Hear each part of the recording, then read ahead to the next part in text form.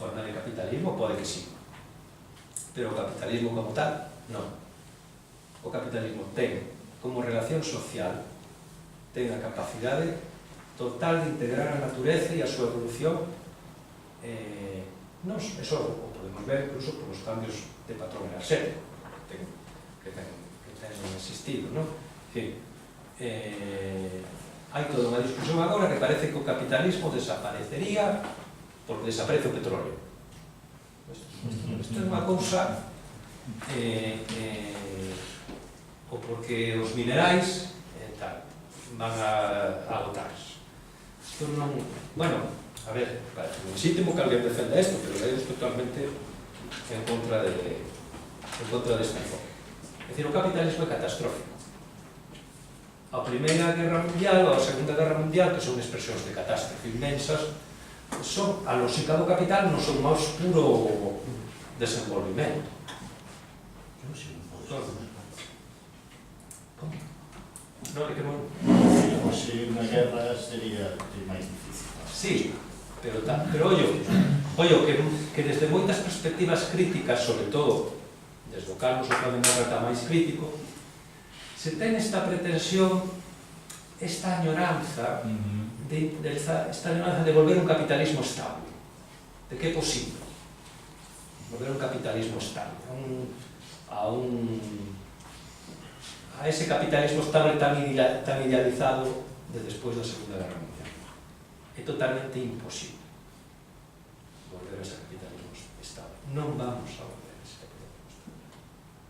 Mas o que teremos nas próximas décadas é catástrofe increcendo. E é importante tamén que teñamos en conta esa perspectiva, porque esa é a perspectiva. A perspectiva non pode ser a de o señor Schweiz e o libro este que escribeu de El mundo de ayer, non? O sea, en 1913, que ninguén pensaba naquela sociedade europea que pudiera darse aquela catástrofe que terminou pasando un ano despois. Non, pero que eso é o capitalismo.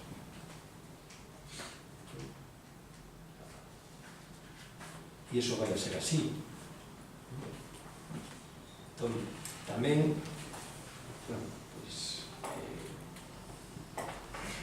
e ademais o capitalismo nutrese da catástrofe.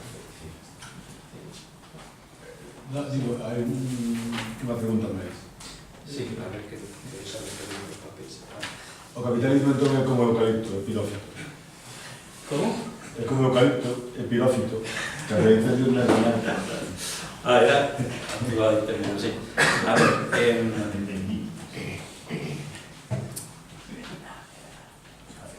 que é o que nos une neste sistema social? Que é o que nos une? O que nos une é o dinheiro, a mercadoría, o valor, o capital. Eso é o que nos une. Desde a perspectiva de individuos, de productores aillados, individuales, que compiten entre sí por levarse unha parte maior de ese botín que o hai. Pero iso é o que nos une. Todo o demais, iso é o real, en términos metafísicos, ontolóxicos. Iso é o real.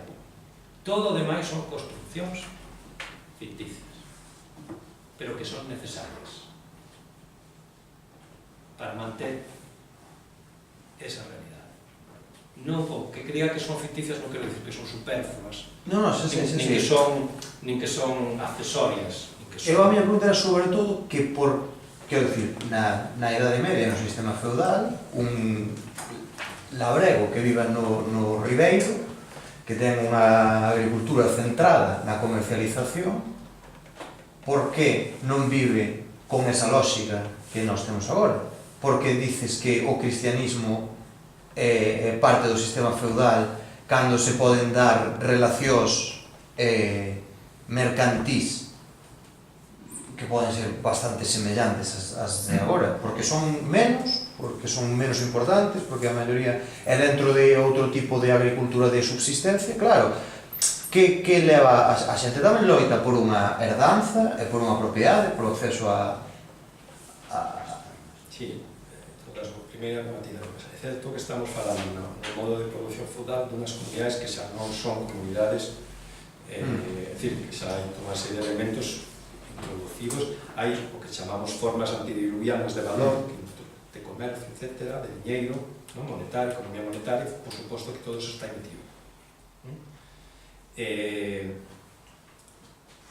Pero ainda non hai separación dos medios de produción da forza de traballo. Punto número 1. Non hai separación. Non se actúa como produtor independente nese sentido. Que eso son. Non hai relacións, non digo que non haxa mercado, pero o mercado é para levar digamos, a parte sobrante da producción. De acordo? O valor non... Poden existir formas antidiluvianas de valor, pero o valor, precisamente porque non se constituye sobre esa separación entre medios de producción e forza de traballo, non é unha relación social dominante. Pode existir, pero non é dominante. Non sei se esa diferencia, porque hai tamén, hai actualmente tamén xente que fala de que, bueno, que casi podríamos considerar que é capitalismo calquera cousa. Hasta que Roma era capitalista, ou Grecia era capitalista.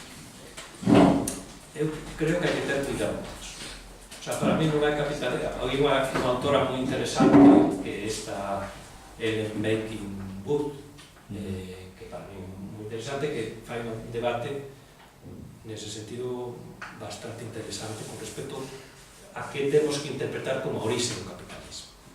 E para mí a orixe ten orixe histórica, que poñamos o caso do século XVI ou XVIII, e con unha doble dinámica, que efectivamente hai un desenvolvemento concreto en Inglaterra, digamos, nas zonas de Europa, pero se constituye a escala global, porque é un mercado mundial.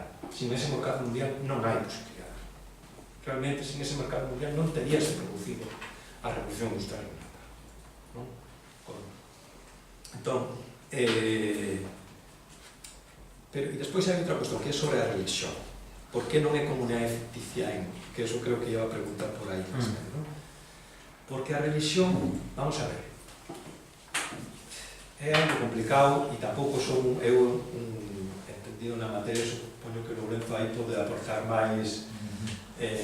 Eu recomendaría moito a lectura deste autor Alain Guerrero, do historiador francés Alain Guerrero, que trata o tema do concepto de eclesia, que me parece moi interesante. Parroquia. Parroquia. Que é a parroquia? É a xente ou é o edificio?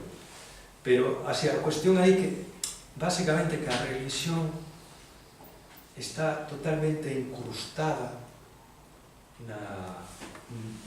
no modo de producción. É dicir, cando vou poñer un exemplo, para ver por respecto á sociedade actual, non? Estamos aquí co problema da inmigración, por exemplo, que chegan migrantes, non lles damos un vaso de agua para cá.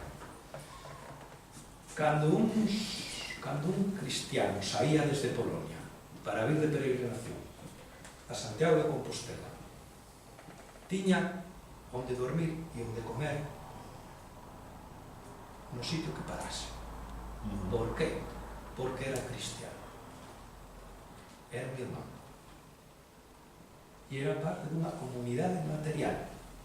Se lle dá de comer e se lle dá para un sitio para dormir durante toda a súa viaxe. Sesa da nacionalidade que sesa de onde veña, é cristiano. Non sei se con ese exemplo pódese decir exactamente por que digo que é unha comunidade real, non é unha comunidade ficticia. Bueno, na Rúa do Franco tiñan que pagar, Pero eso chegar, eso é que en Santiago inventou o capitalismo. Está no Códice Calistino. Ese exemplo concreto, podemos interrumpir, pero non sei se é extrapolable a todas as relacións, é dicir, ese peregrino que decir de alugueiro porque é un romero. Se estivese vagabundeando sen levar unha identificación que está facendo o campesino, Tamén. é un vagabundo peligroso que se quedará botando a voz da parroquia. Digo porque, por exemplo, agora mesmo no mundo islámico a xente que fai ao Hajj, a peregrinación cara a Meca, xa está casi pasado polos transportes tras os anos 50 ou 60, que o estaban facendo tamén, dicían alugueiro gratuito nos sitios onde paraban, pero non por ser outro musulmán, senón por ser un musulmán que estaba nunha situación concreta. Entón, eu non sei se este exemplo ten a capacidade definitoria de comunidade real. Pero a esmola está máis algo do peregrino. As comunidades de peregrinación eran así, en realidad eran casi nómadas en Rusia, en concreto Rasputín pertencía a una red. Pero limitadas a, quero decir, non extendidas a todos os cristianos, son cristianos que está nunha situación particular que está peregrinando. Perdón pola interrupción, pero na comunidade, o monte dos veciños, justamente a quen mantén, son os que teñen menos. E funciona unha lógica de economía moral que ten que ver con esta mesma lógica e que tamén é descrita en Pizonso e en todo o mundo. A diferentes escalas funciona esa lógica. A parroquia é a xente, non é nin o territorio, como dividimos despois, nin son os que viven ali naquela comunidade. Sí, non estou cuestionando con eso que non exista o... Pero digo que funciona a diferentes escalas. Que a mí me vale o exemplo do pelegrín, entón porque o musulmán non peregrina. O musulmán ataca, igual que o cruzado ataca. Pertenecen a comunidades distintas e con lógicas distintas. Non, pero o exemplo que puse no Islam foi dentro da comunidade islámica. O que vai de Siria hasta a Meca, polo camiño e polo parasmo, non era na... Pero o prove tamén pode ser esmoleiro. Tamén é atendido. E dentro, movéndose sin ser peregrino. E dentro da comunidade, sin dúbida. O sea, para que está o monte dos veciños, para que está o monte Bertal, para que está onde recollen a leña, onde labran as patacas que non poden. Bueno, o segundo barco está para axudar a todos, axudando máis os que máis ten, precisamente os que máis terras teñen, non os que máis se benefician da... Pero na economía moral se mantén os que non teñen. Porque senón os que máis teñen non poden vivir.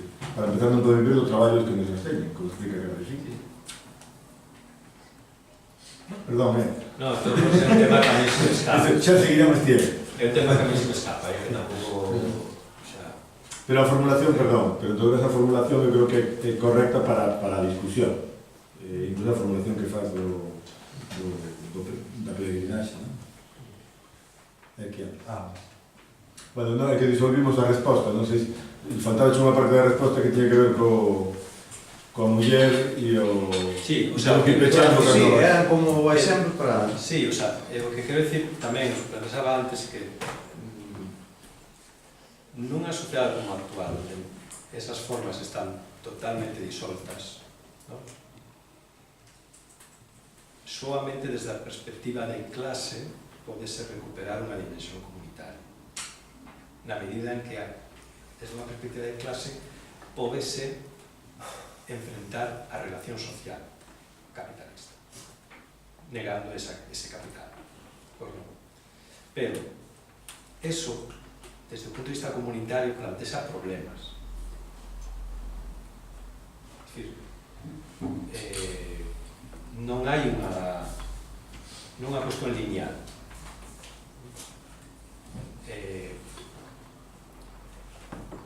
Hai toda unha serie de problemas que implican construir unha comunidade, que son problemas que van, que non solamente son económicos, son problemas de tipo antropolóxico que teñen unha trayectoria na historia da humanidade, ¿no? Que tampouco están resoltas polas comunidades primitivas, ¿no? Sempre o patriarcado. O patriarcado é unha cousa que hai que enfrentar. Pero iso tamén é unha crítica ao canon socialdemócrata, é dicir, que a visión de que a clase en sí, que a liberación de clase implica a liberación de todo o demais.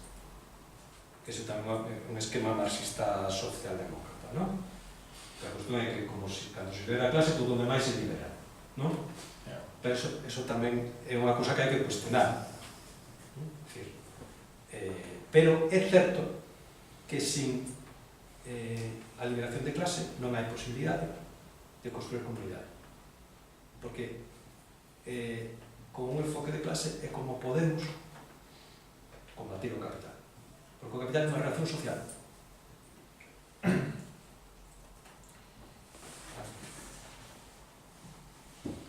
Entón, ese aí está o problema, non? Pero non é automático, é dicir, efectivamente, sin unha perspectiva de clase non hai. Onte salía un chiste del roto, non? Que me pareceu moi interesante, o chiste. Era un neno que lle preguntaba ao pai: papá, ¿por qué se puede cambiar de sexo? Y si se puede cambiar de sexo, ¿por qué no se puede dejar de ser pobre para ser rico? E entón, claro, decía, non, é que é máis complicado, non? O chiste era así, son moi malo, contando chistes. O chiste era máis ou menos así, non?